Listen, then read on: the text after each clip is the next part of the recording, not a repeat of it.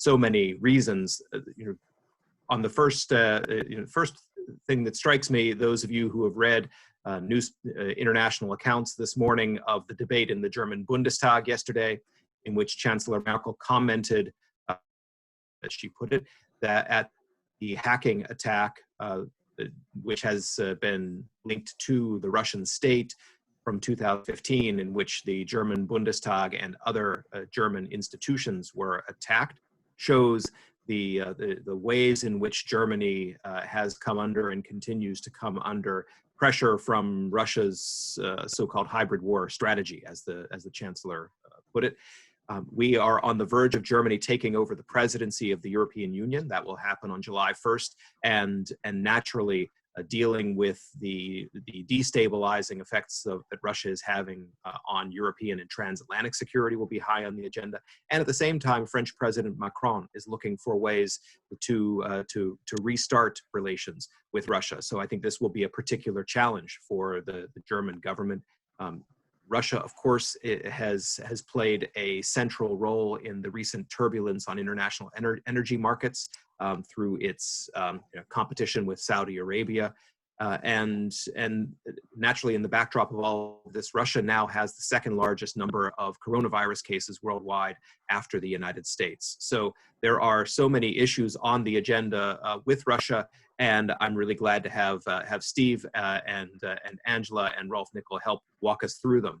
So with that, Steve, over to you.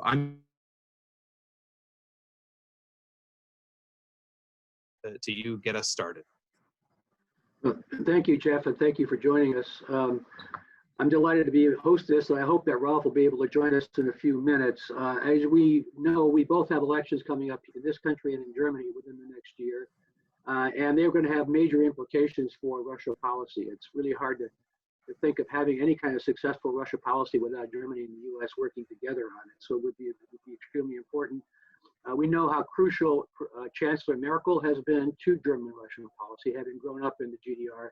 I think she had been more realistic, let's say, about Putin perhaps than other German politicians. She's leaving the scene next year, as far as we can tell, and there's going to be a major change coming on both sides. So we wanted to talk about that. Also, AICGS will come out with a digital publication, I think in June or so, looking at a lot of key relationships in U.S.-German relations.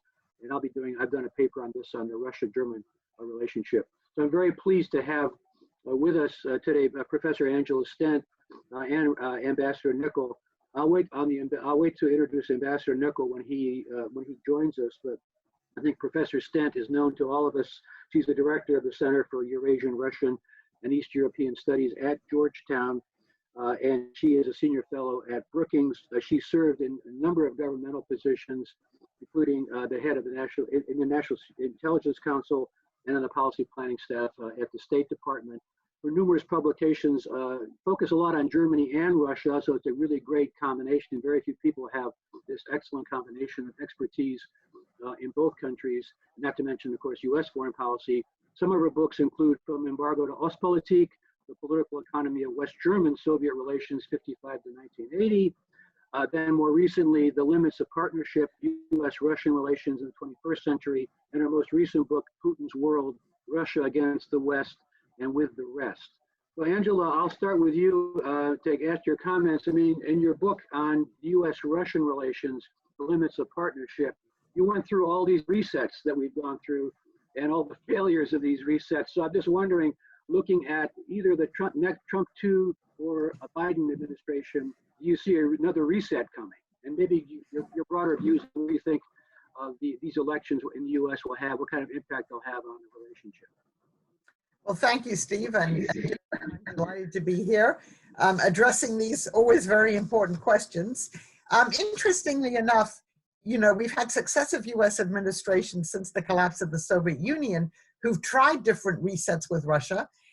We've also had different Russian governments, Russian presidents who've also wanted a reset with the United States, and yet none of them worked out. They've ended in disappointment, and that's fundamentally because the US and Russia have, I think, very different understandings of what a productive relationship would be. And in the Trump administration, we've never even gotten to a reset. And so let me just set the stage here a little bit and then come on to what I think will happen or could happen after the November 3rd election. So you remember in 2016, candidate Trump said, I don't understand why we can't get along with Russia. Let's make a deal with Russia. He was very forward-looking. He was going to improve ties to Russia. He was going to do something that none of his predecessors were able to do.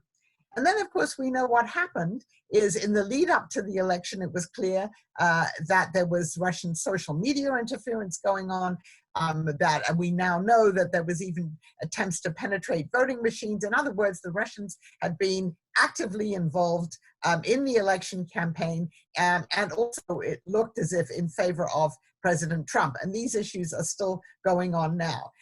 Because of all of this, Russia has become a toxic domestic subject in the United States since President Trump came into office, because there are certainly a large number of Democrats in this country who believe that Hillary Clinton would be in office were it not for some of the things that the Russians had done.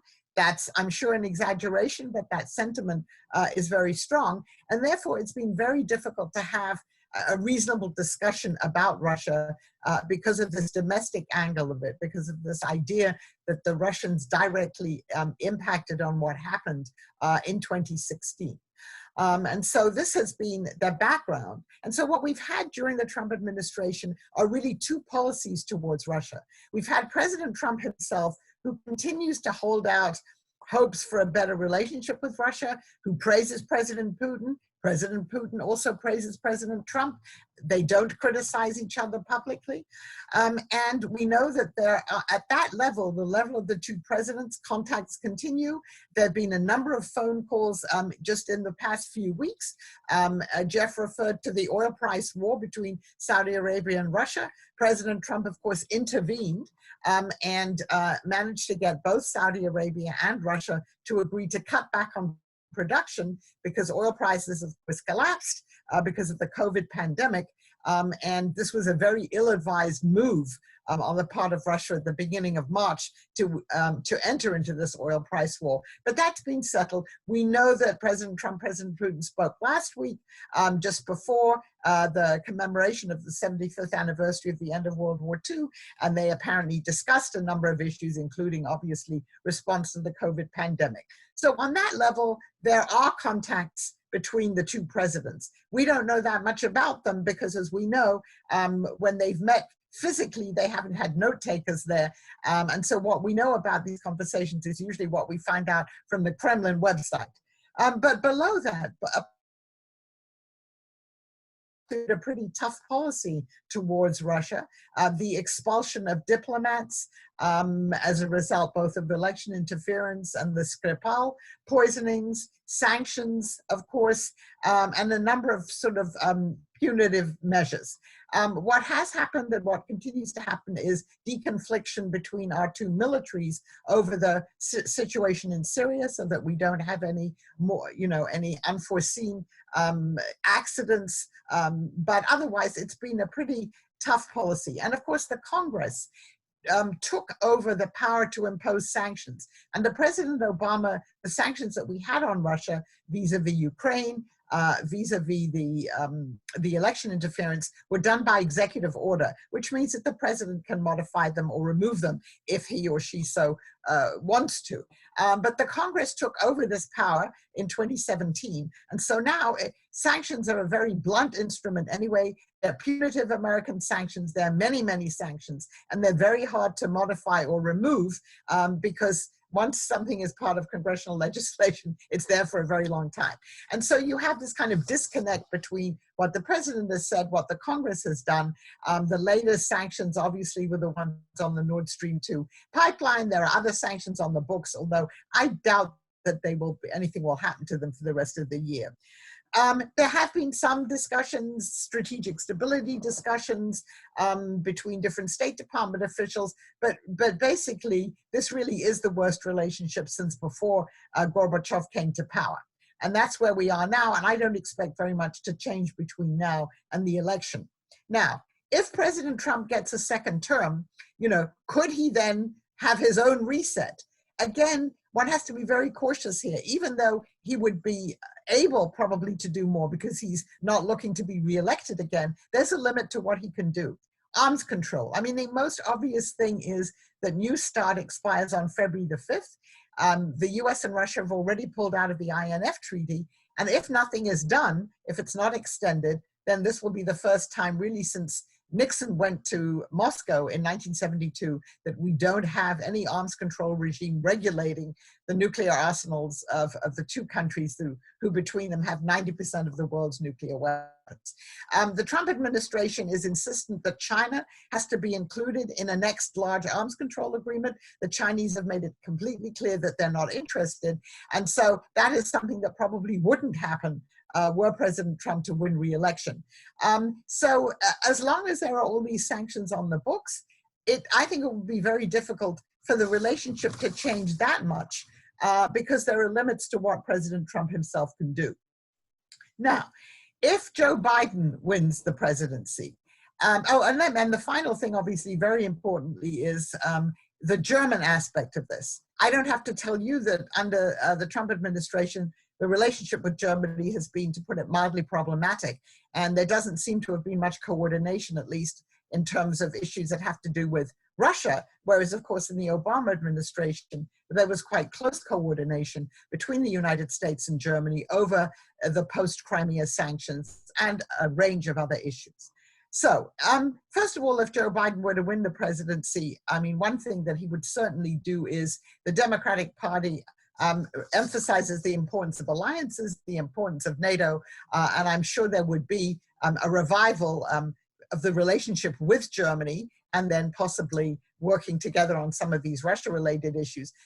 Nothing will happen immediately, but I think in the longer run it would.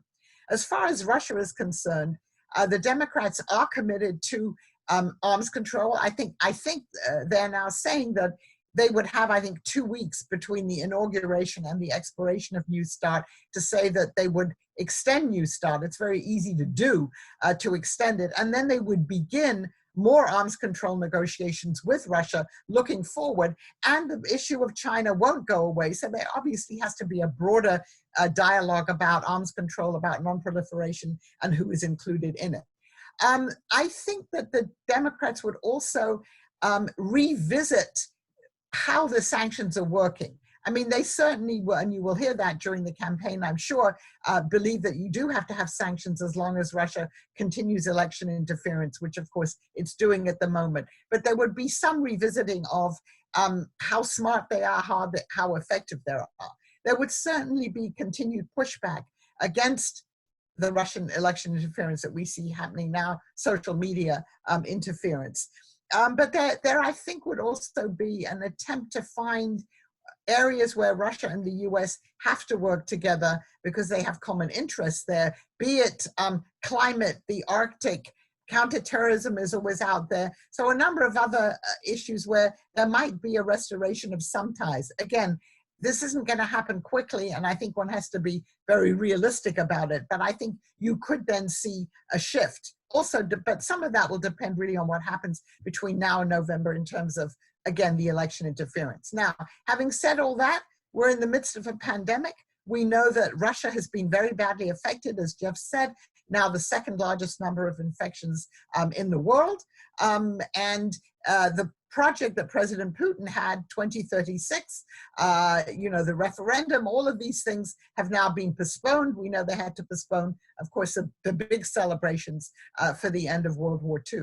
So we don't know how this is going to come out. We don't know what the world would look like when this is over. But we just have to say, be modest about what we can predict in terms of the US-Russian relationship going forward. And some of what happens clearly will depend not only on who wins in November, but on what happens inside Russia. So I'll stop there, Steve.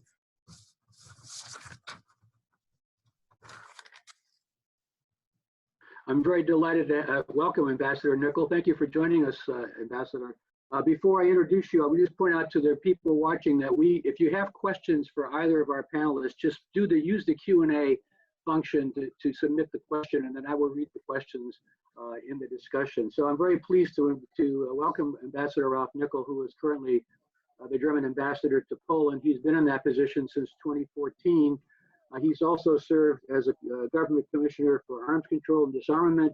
He's worked in the embassies here in Washington, but also in Moscow and Nairobi. He's also importantly served for two chancellors in the Chancellery, Chancellor Schroeder and Chancellor Merkel, on these issues. So I can't think of a more experienced person to have to discuss this with us. He is speaking in a personal capacity, not in an official capacity. So with that as background, welcome, Ambassador. I'd like to get your sense. You have this amazing experience of having been in Poland, Washington, Moscow to look, and of course Berlin, to look at this relationship. What's your take right now? And we opened before you came on board also with the Chancellor's very tough statement yesterday in the Bundestag about Russian hacking of her emails. Her concern that as much as she's trying to improve Russian-German relations, she's having a difficult time because of the Russians. So with that as background, I'll turn it over to you and welcome.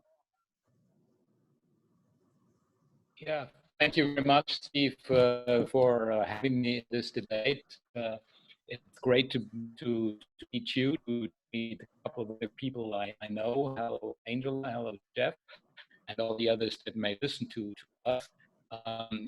It's a great honor and pleasure for me to be with you on this issue, which is which has been dear to my heart for quite a long time. Yes, I think when you look at the German-Russian relationship, it is a very important one for us. And contrary to what Angela was saying about the US-Russian relationship, it's not toxic in Germany. There is a relatively broad consensus on what to do with Russia. Of course, there are all the activities that Russia is undertaking, but there is, I would say, a very broad consensus of the importance of this relationship and the importance of spreading as much as possible under the circumstances, the positive aspect of it. Now, I think I would like to present during the beginning sort of three questions. What is the situation in Russia? What are the kinds of consequences that we will see for Russian foreign policy?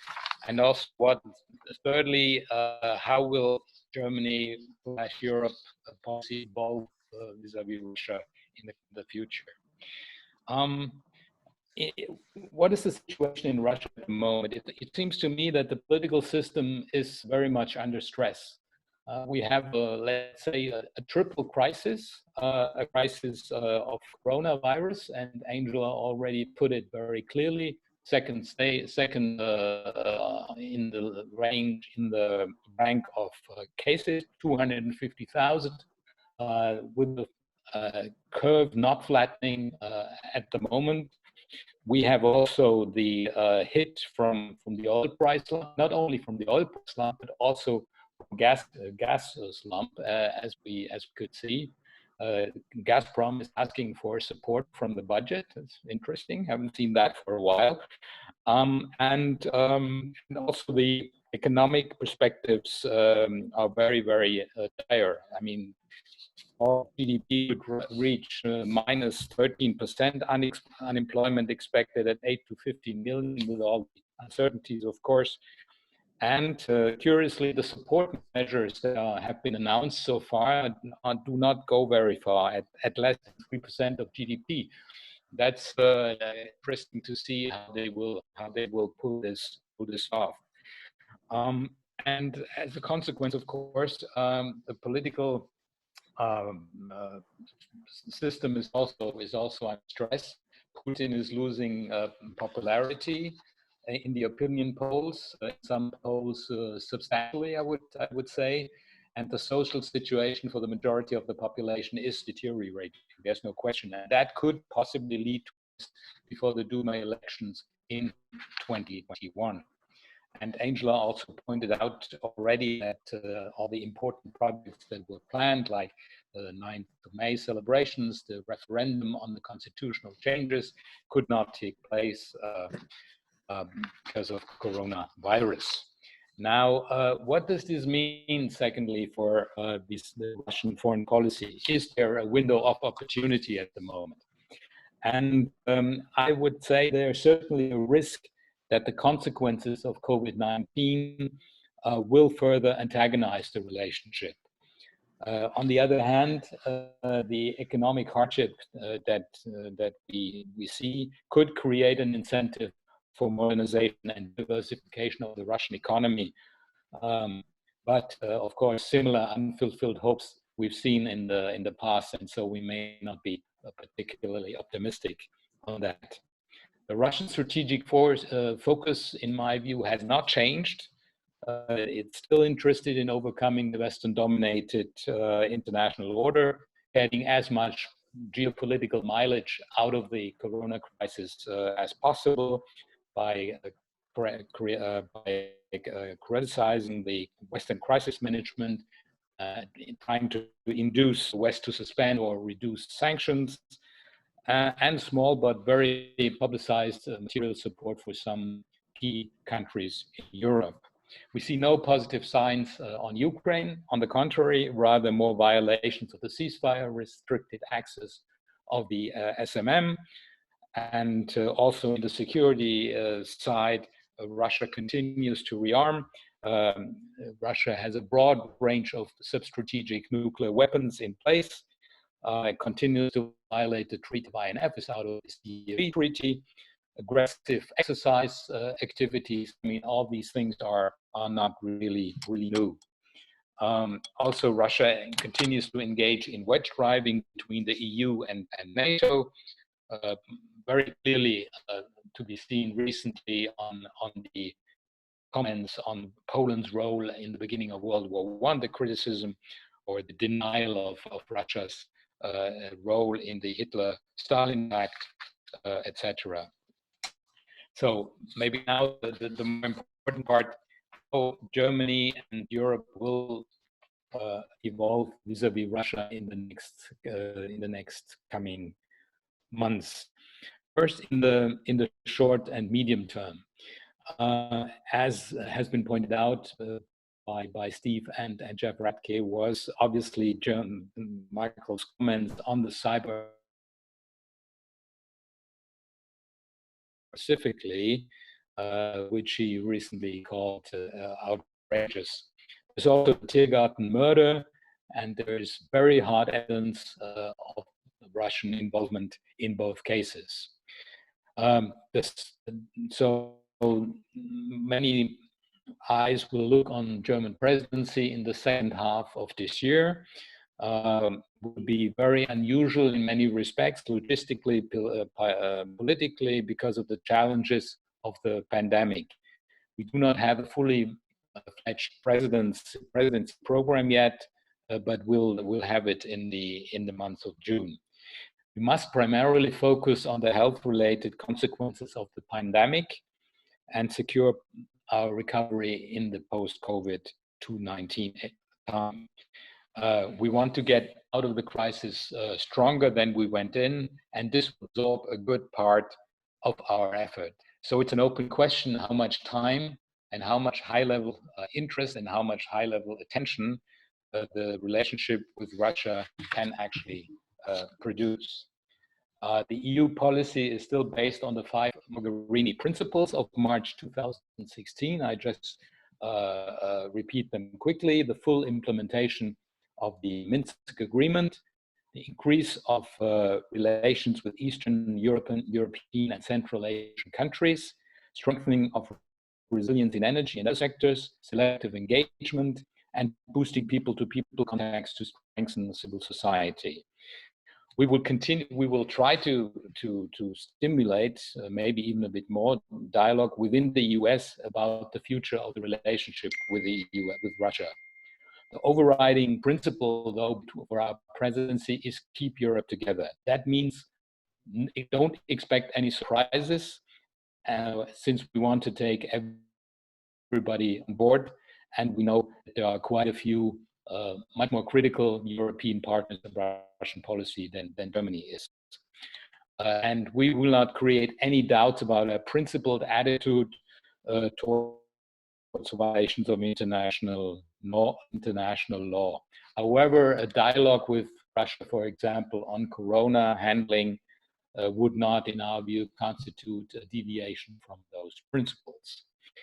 In the longer term, and I totally agree with Angela on that, a lot will depend on the outcome of the US elections.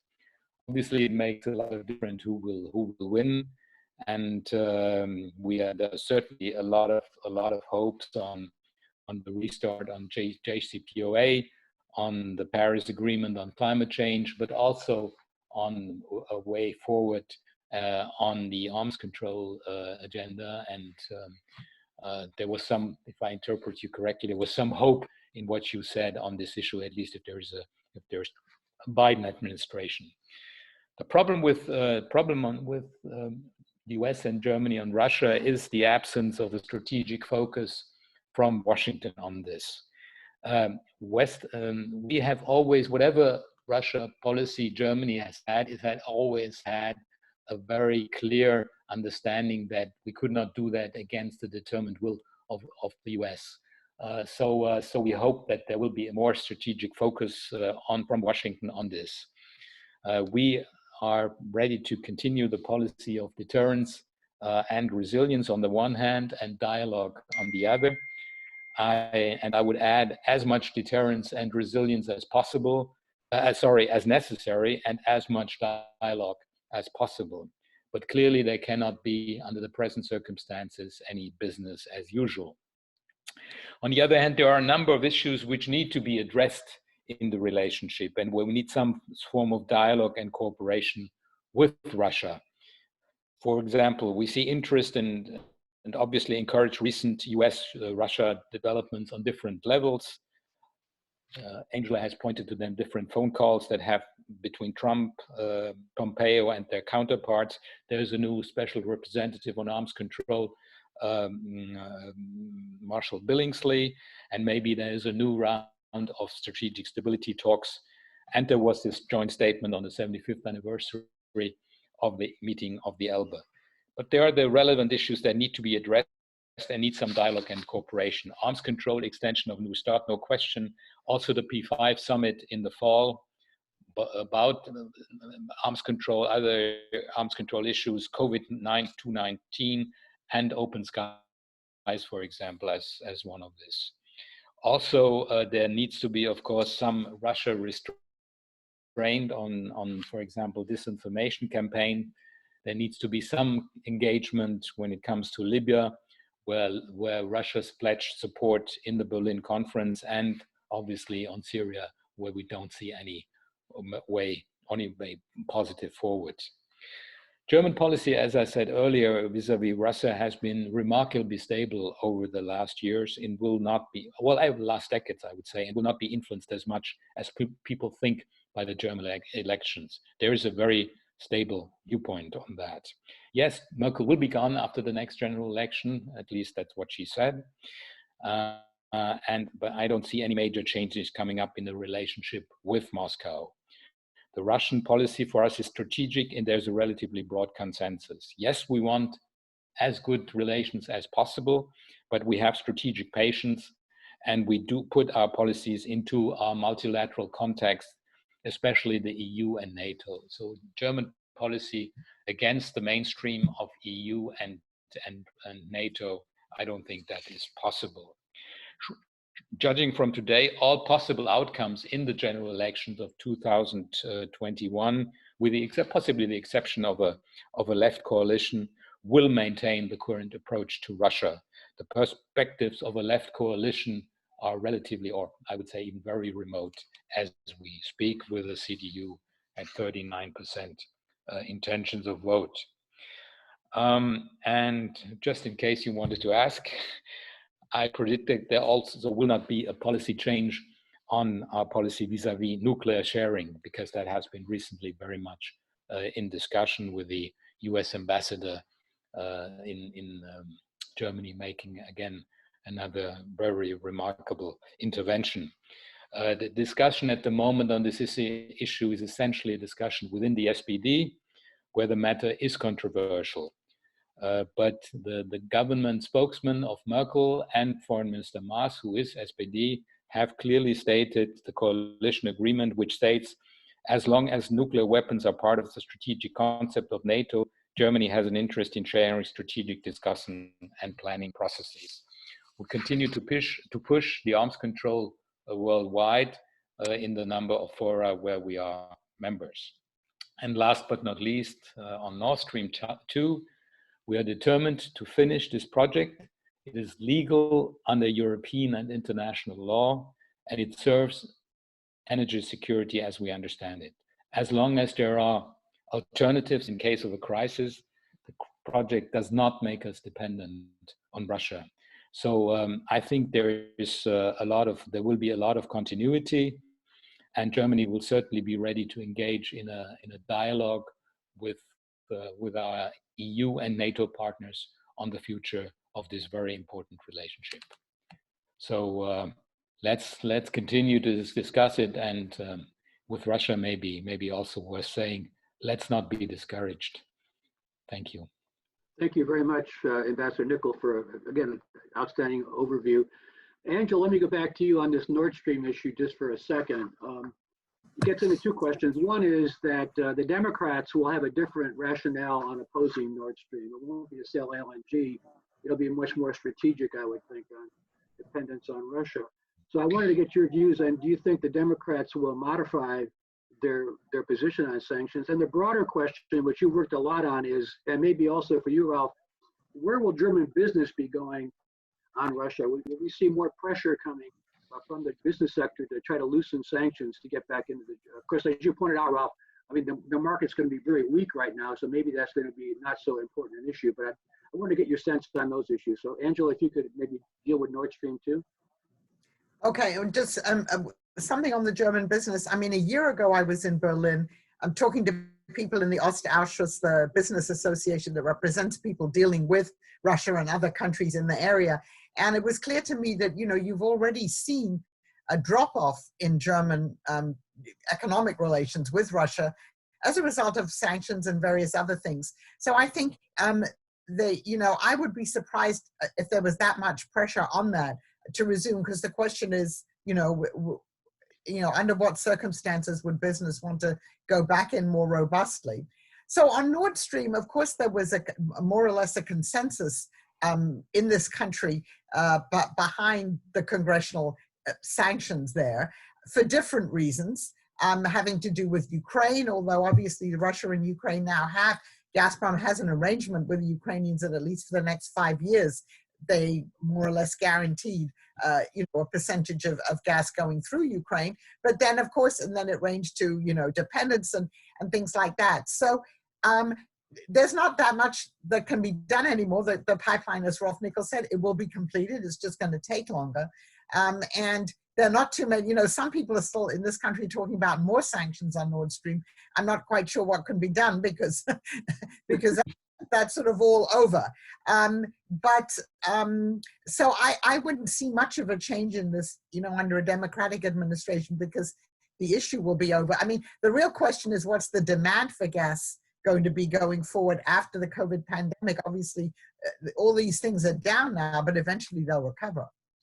Can I also ask you, there's a point that Ralph made. I also have one of the questions from one of the participants concerns Ralph's statement that the German election won't make much of a difference in terms of Russia policy. Do you agree with that? You asking me? Yes. Yeah, Yes. I agree. I mean, I think there's, as Ralph said, there's been remarkable continuity in German policy toward Russia. Yes, if a left coalition came in, then you could see something different. I mean, right now, when you look at the countries that are pushing to lift EU sanctions against Russia, or at least modify them, Germany or the German government is certainly not one of those. There are clearly people in Germany who would argue for lifting the sanctions. But so I don't see much of a change there, particularly if the mainstream parties form the next government. Yeah, okay, and for you, Ralph, I have one of the questioners here asked, for Ambassador Nikel, speaking of keeping Europe together, what are the prospects in your view for the renewal of EU sanctions on Russia? Any signs of Hungary, Italy, or others pushing slippage here? We could also add Macron's recent moves also. Do you see support on the European side slipping? I would say that there is a lot of support for this, but of course Germany is key on this, and I would even go so far as to say that if it weren't for us, if it weren't for Germany, sanctions may have already been reduced or whatever. So Germany is key on this, and I think we will continue to lead. There is no question that, I mean, the sanctions on Russia essentially linked to Ukraine, and as long as there is no change in Russian-Ukraine policy, I don't see how we can change that. That's a very firm principle also of the Mogherini principles, and I don't see any change on that. And maybe if I may add on this point that Angela made on German business, I totally agree with that. That German business circles, in the end, at the end of the day, the relationship with the US is much more important economically and many other aspects than with Russia. There's a certain part of German business who is very much interested, but in general, I would say that the relationship with the US is much more important, and therefore, even within the business community, it's not the kind of thing that will be so strong as to push the government from the position that it's taking at the moment. Thank you. Question here for both of you. If the New START will finally collapse, is it possible that in coming years we may see the death of Space Treaty 2? And then if Russia would become more active towards integration, quote unquote, with Belarus, what are options for the West to react or to prevent Russia's steps in this direction? Angela, do you want to go first on that? Right. Well, maybe I'll start off with Belarus. I mean, what you see right now is the absolute opposite tendency. The President Lukashenko has decided that, he doesn't want Belarus to be absorbed by Russia. You've had a visit there by Secretary of State Mike Pompeo.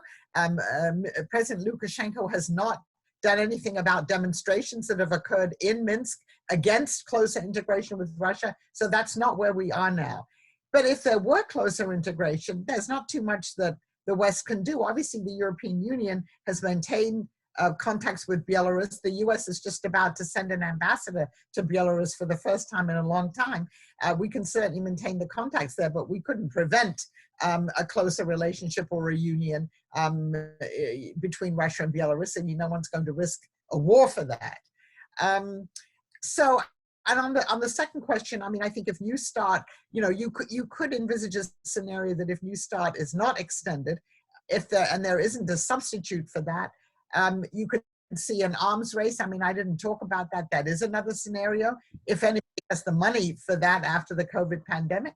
But you've seen Putin in 2018 display all these Wunderwaffen, wonder weapons, and some of which Russia is now working on. You've heard President Trump talk about also, modernizing and the nuclear force. We have, of course, a renewed attention to our presence in space. So you could see, of course, renewed arms races, both in space, on Earth, whatever. But again, if people have the money for that. Rolf, you've been a former commissioner for arms control. What's your sense on the prospects here? I'm a little bit depressed about this because we see the arms control architecture unraveling really on all fronts.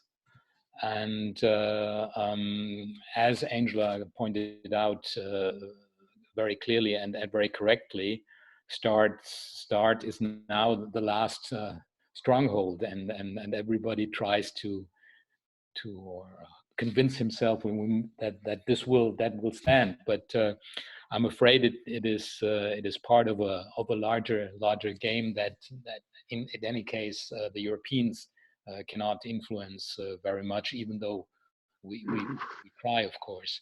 Very concerned about this arms race. Possibly this arms race will be limited by lack of money. But I'm not very optimistic about this. And we have, I mean, you know that Germany has undertaken a number of initiatives in order to restart this, but the consequences, the real practical, concrete consequences so far have been relatively limited. I'm sorry to say that. On Belarus, I think we're doing a lot to engage them, to maintain contact, to increase economic activities, but it is limited by the leadership. It is limited by a number of other factors, and I'm afraid if Putin decided to be more forthcoming on more integration, there is not much that we could do. Thank you. I understand that we have former ambassador to Germany, U.S. ambassador to Germany, John Kornblum here. John, do you have a question you wanted to raise directly? Go ahead, please. Oh, hi, Steve. Thank you very much. Can you hear me? Yes, we can. Okay, fine.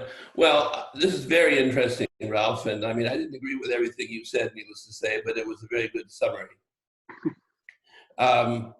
I think there's a bigger issue here, which is also seen in Western relationships. And there are two articles in the American press today, one in the New York Times and one in the Wall Street Journal. And each of them has the same theme to it. Why doesn't Germany behave like a leading power? And I think that Germany is going to live with this problem for a long time. That Germany does not want to behave as a leading power, as a big power, but the rest of the world expects it to, as long as it does what we want it to be doing. In other words, Europeans want a strong Germany as long as Germany pays the bills. We want a strong Germany as long as Germany has a strong military, etc. I don't think this is an issue which can be solved, but I do think that the German government is not sensitive enough to it. Thank you. Shall I answer directly? Yes, go ahead, please, Ralph. Yeah. First of all, good to talk to you, John. I think that leading power, we have to define what a leading power means, and I think you very well phrased it by saying that many people think about German money or German military. That's not all, and I think you will see that we are active on a number of fronts. I mean, we are leading economically on the fight on the Corona fight, for example. Look at the immense sums that we're talking about the recovery fund. Who's going to pay that? Mostly, it's going to be Germany. When we talk about the international situation, we're trying to push on arms control, which is very important for us. But of course, the framework conditions are such that others have to make important decisions. We were, for example, also very active on Libya, with the conference that has taken place. Granted, maybe not with as much success as we would have expected, but I think there is a sense in Germany that we have to do more, and even militarily. I mean, in the last couple of years, German contribution to NATO has increased 50%. We were very far away from the 2% that we pledged ourselves, already some time ago, but the curve was right.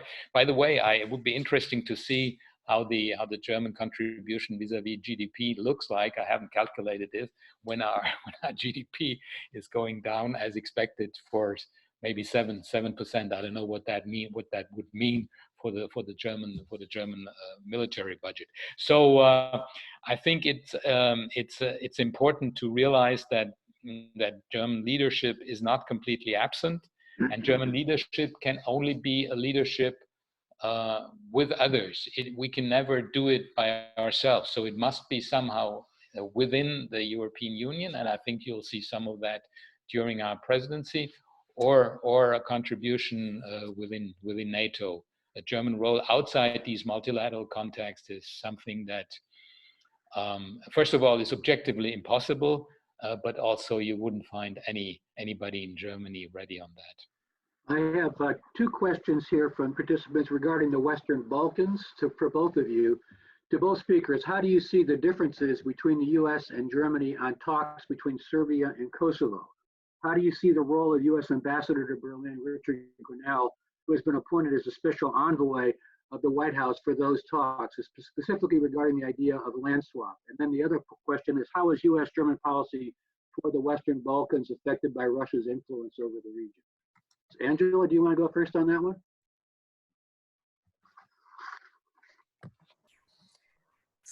So was the question, I mean, the role of the U.S. ambassador, he's been, yeah, obviously quite active in talking about these land swaps. So was the question sort of, how is this coordinated with Germany, or? The question was, how is U.S.-German policy toward Western Balkans affected by Russia's influence over the region? And then the other part on Grenell, on the Grenell one, we just asked, you know, how would you see differences between Germany and U.S. on talks between Serbia and Kosovo? Well, I think probably Rolf Nikel can talk about the German policy there. I mean, all one can definitely say is Russia, at least until now, you know, as we know, has become increasingly active in the Western Balkans in a variety of ways, obviously trying to prevent the Western Balkans to the extent that it can from moving closer to the European Union, from moving closer to the West. We saw, you know, there was at the beginning of the COVID pandemic, a big aid shipment went to Serbia as it did to Italy and some other countries. So and we've seen obviously more malign Russian actions in different parts of the Western Balkans. So it's something certainly that I think Rolf Nikel should talk about that Germany and the European Union is paying very close attention to. Yeah, maybe I can jump in here. The Western Balkans is of course a very key area for Europe. Just remember the 90s and the wars that have really been very influential in terms of policies, but also in terms of refugees and all that followed. So we watch this very closely, and we see with certain concern Russian activities. We could have been seen, for example, also in the context recently of specific deliveries of materials in the context of COVID, the fight against COVID 2019, and a lot of other destabilizing activities that have taken place. So it's important that the European Union plays its role here. We have achieved a lot by the membership perspective. And we need to continue this. We need to, for example, we had just recently had the Western Balkans Summit under the Croatian presidency, and we mobilized more than 3 billion euros for the region to help them get out of the crisis.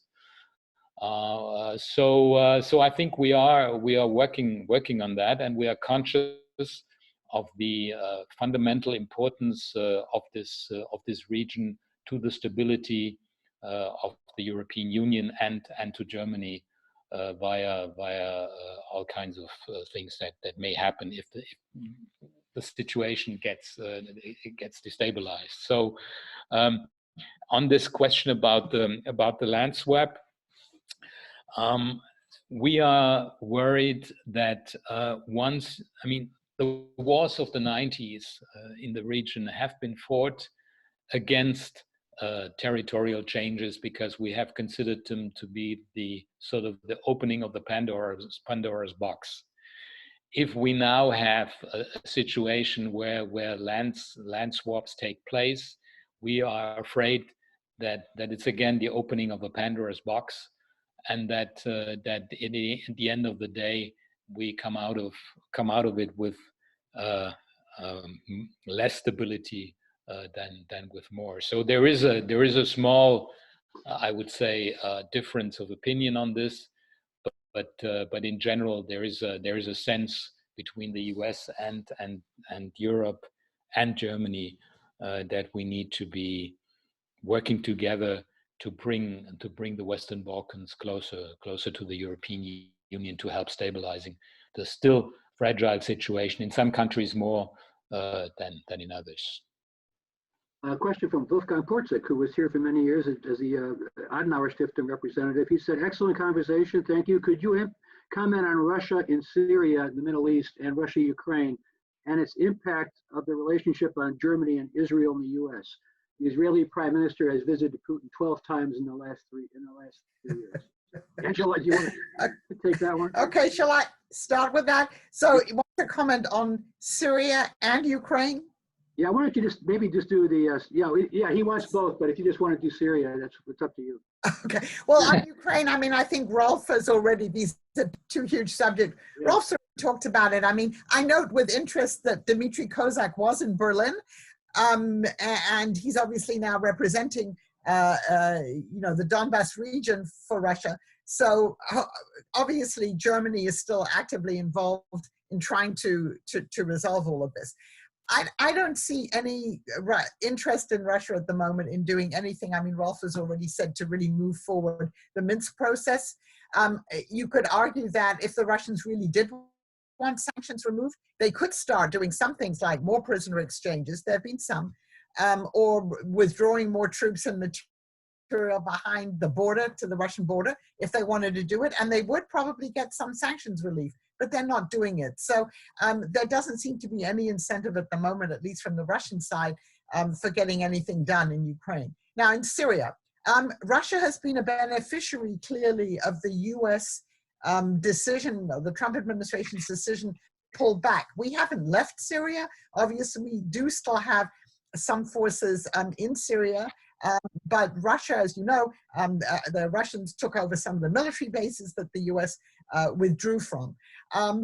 One reads at the moment that that the Russians are getting more frustrated again with President Assad because they're trying to think about a post-Civil War solution in terms of a transition to a more inclusive government, and this isn't happening. But they certainly at the moment are the predominant power in Syria. I would say maybe after the civil war is ended, you might see more Russian-Iranian tensions there, but at the moment the Russians and the Iranians are working together. Israel, obviously one of the very interesting things about Putin's policy in the Middle East has been the two new allies really that or close partners that Russia has. One of them is Saudi Arabia, and we talked a little bit about that, but the other one is Israel. And so this is a relationship. Yes, Netanyahu visits Moscow a lot, and this relationship has vastly improved since Putin came into power. And clearly the Russians have also been careful to try and convey or to restrict some of the Hezbollah activities, or not to criticize the Israelis too much for actions they've taken against Hezbollah. So I see Russia has certainly now returned to the Middle East. This is one of the great successes of Putin's foreign policy as the only great power interlocutor, if you like, who talks to everybody on all sides. And it's a very pragmatic policy, and so far it seems to be paying off. Yeah, maybe one more. I totally agree with what Angela said. Maybe one point on Syria. There seems to us small signs of overstretch. There is obviously lack of personnel as well as technical and financial means. So there is the offensive in Idlib is not going forward as much as some had thought earlier. So there seems to be some lack of means, but in general, yes, I agree. We will see a more active Russia in the Middle East region with all the consequences that it has, and we will have to deal with it, and it will mean also that we have to when we talk about solutions, political solutions, Russia needs to be convinced to be part of a solution, and we need to talk to them about that, whether we like it or not. Thank you. We're almost out of time, but since we started a bit late, I'm going to have two more questions, and then we can wrap up. First, there's a question about Poland. Since Rolf, since you're in Poland and we're talking about Poland, this question comes question is, can you talk a little bit about Poland? Poland is very important when it comes to the EU-Russia relationship. Poland is fighting Nord Stream 2. Poland is very much opposed to better relations with Russia, and Poland is also very much against a strong EU institutions. Is the EU happy with this? Sometimes it looks like the US uses Warsaw to weaken the EU and Germany. Rolf, you can go first. Okay. Yeah. No, Poland is very important to Germany on very, very many issues. Specifically, of course, it's very important on Russia. It has a specific perspective on Russia. It's a different perspective than we have, but its perspective is important to us. And when I said that the overriding idea of the German EU presidency is to keep Europe together on this issue as well, does mean that we need to engage in a very, very important debate with Poland and all the other states on the eastern flank on this. So there won't be any surprises here, because we want to take everybody on board. And that means that we will have to take into account the fact that the collective experience of Poland with Russia is a very different one from ours, politically, of course, but also economically, and that creates frictions. But it is our view that it is possible to engage with Russia in a dialogue and still have Poland on board. Okay, there have been recently a number of very nasty exchanges between Russia and Poland, specifically on Hitler-Stalin and the alleged negative role of Poland in the run-up to the Second World War. But we have been very clear on this, very, very clear, saying that about, first of all, German responsibility for what happened in World War II, but also stressing that not only Germany, but also then in the second round, so to say, Russia also participated in this activity, and that was very well received in Poland. So I think it's whenever there was one point Minister Maas's idea of a so-called European Ostpolitik, and that is exactly the idea. We do not want to do anything as Germans with respect to Russia, but whatever we do with Russia, we want to do it as the European Union, because this is the only body in which we can do something like that, to make it legitimate and to make it efficient. Angela, any comments on the Polish factor and how the U.S. is U.S. playing Poland also? Well, Trump administration has obviously prioritized relations with Poland, as we can see, in terms of talking about closer, or the actuality of closer military ties, and of supporting a large element of a Polish historical narrative and on what are obviously very sensitive and complicated questions. But I think, the most important thing, and Rolf Nikel already talked about this, that, you've had this huge push this year by Russia. It's historical revisionism. The Ministry of Foreign Affairs, if you go on their website, it's just amazing some of the things that they print there. So it's denying things which under Gorbachev and Yeltsin, certainly Russia admitted to, things that had happened, how World War II broke out, denying that the Soviet Union occupied Eastern Poland a couple of weeks after the outbreak of the war. And of course, there's another part to this too, which isn't about Poland, but also completely minimizing the US role in the victory in World War II, and saying that the Normandy landings weren't important, and that, what the US, and of course denying the whole Lend-Lease question. So, without going into all these historical debates, this is a minefield. I think Ambassador Nikel is obviously handling this very well. It must be very complicated, obviously, with all of the different pressures. But I think what you see, at least from the Russian side, is just this continuous and intensifying attempt to revise the reality of what happened in 1939. Yeah, we had one of the questions we had is from Susan Stewart at SVP was whether there should be some kind of commission set up to deal with this. It's sort of a historical with Russians, Germans to talk about this. What do you think, Ralph? Would that have anything? Well, there is a commission has been created under the previous government between Russia and Poland, so-called Commission on Difficult Issues. Now, this commission is not meeting anymore. It's sort of gone away. But that would be a bilateral channel, possibly that could be reactivated. And we had a dialogue earlier on, also before the Ukraine crisis, on a trilateral group talking on these issues. So. Yes, it would be good, but it would depend on the general framework conditions under which it happens. And at the moment, the relationship between Russia and Poland is not in very good shape, to put it very mildly, and therefore such initiatives will probably not be very successful at this stage. Maybe just one comment on Trump. There are some people who are saying yes, this is Trump using Poland as a Trojan horse, whatever.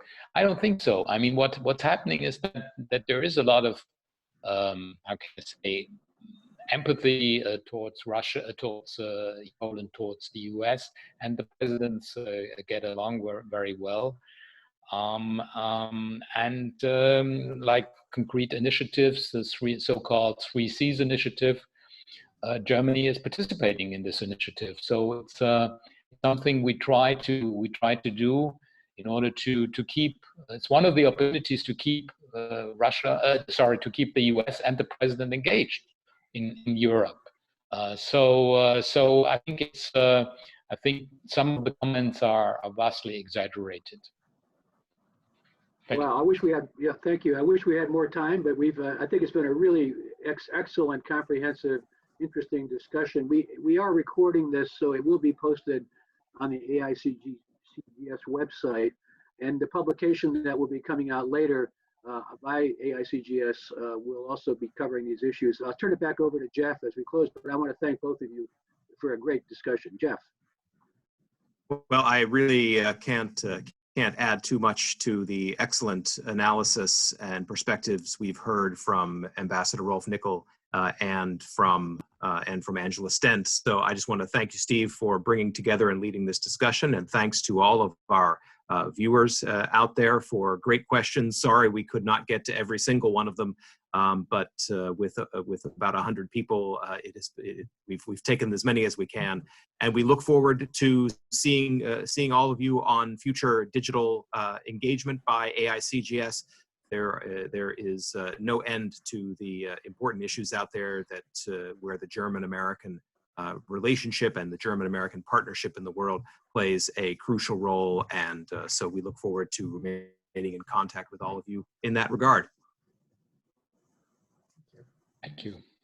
Thank you very much. Thank you very much. Thank you.